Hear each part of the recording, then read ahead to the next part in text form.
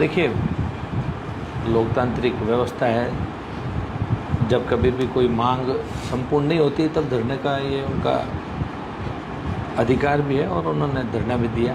धीरे धीरे चर्चाओं का दौर भी चला, लेकिन आज अंतर्राष्ट्रीय पर्यावरण दिवस था। हम सब लोग यहाँ पर इकट्ठे भी हुए।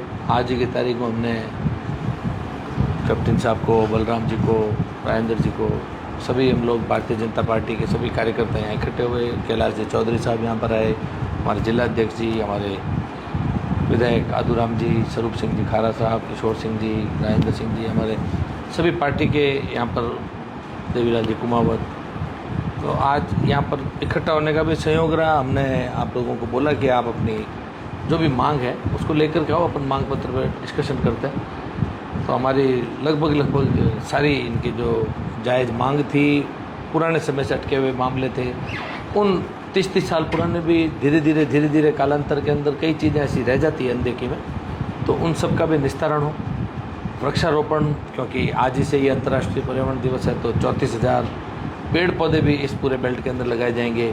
CSR फंड से इनके स्कूलों में अलग अलग जो सुविधाएं हैं वो है, कुछ पुरानी बेरियाँ पड़ी है, तो हर तरीके के उस काम के अंदर जिससे ग्रामीण लोगों के मन में सुख देने वाले कई विषय थे।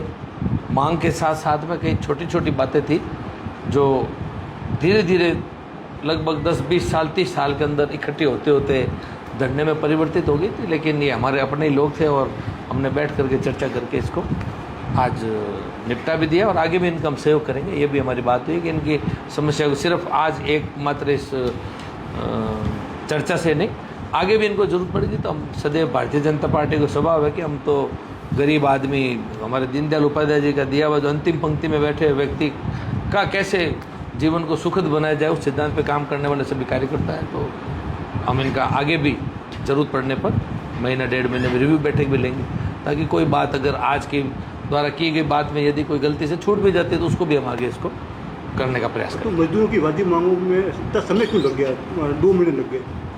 देखिए, मैं कहूँगा कि कई बार संवाद का अभाव रहता है।